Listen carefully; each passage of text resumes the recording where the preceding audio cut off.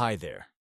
If you're interested in investing but don't know where to start, if you don't have time to analyze charts in individual companies, and if you just want to benefit from economic growth without the stress, you're in the right place. Today, I'll explain ETFs, funds that have revolutionized how millions of people invest their money. What is an ETF? ETF stands for Exchange Traded Fund. It's something between a mutual fund and a stock. When you invest in an ETF, you're not buying a single company. You're buying a whole basket of assets, like 100 or even 500 different companies that are part of a specific stock index. How does an ETF work?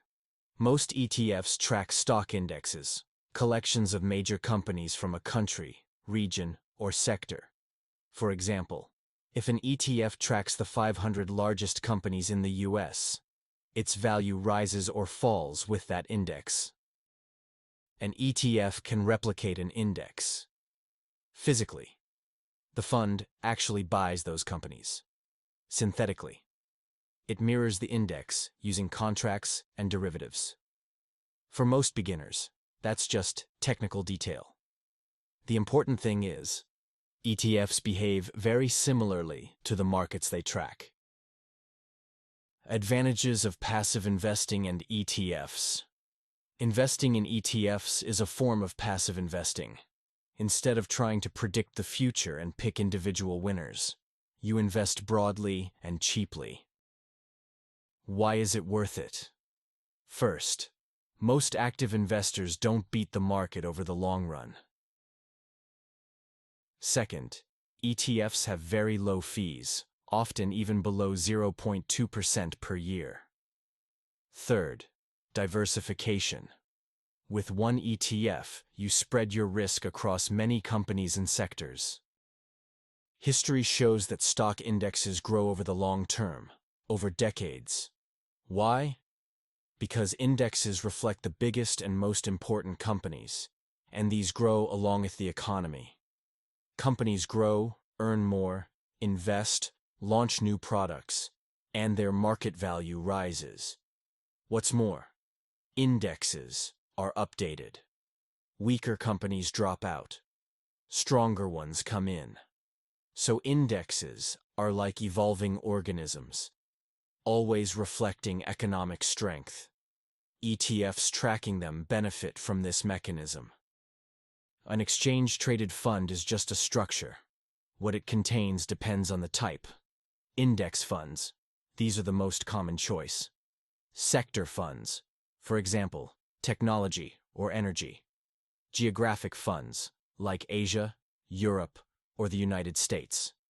Thematic funds, such as artificial intelligence or sustainability. Bond funds, usually less risky, great for stability. Commodity funds, for example, gold or oil. This gives you the flexibility to build a portfolio that matches your values and goals. How to buy an ETF? Buying ETFs is very easy. It works just like buying regular stocks. What you need: a brokerage account or access to an investment platform, the name or ticker of the ETF, its unique code.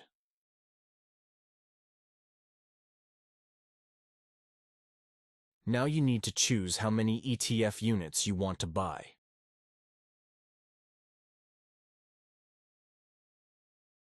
Place a buy order, market or limit.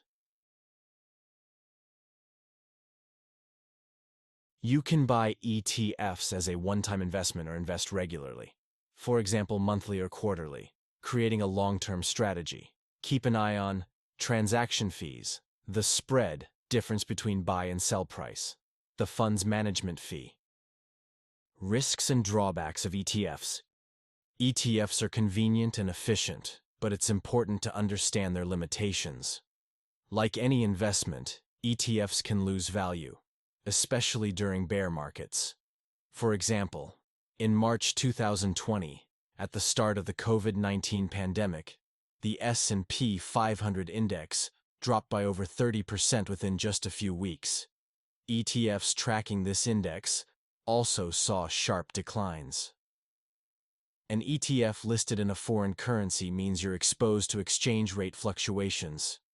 A good example is a Nasdaq 100 ETF listed in euros. Even though the Nasdaq 100 index is currently about 3% above its previous peak, this ETF may be losing value due to the weakness of the US dollar against the euro. If you choose an ETF that is too narrowly focused, you may end up with poor diversification. The solution? Understand what you're buying. ETFs are simple, but they require a basic level of knowledge. ETFs are tools that let anyone invest globally, cheaply, and effectively. You don't have to be an expert to benefit from global economic growth. All you need is to understand what you're buying, invest regularly, and be patient.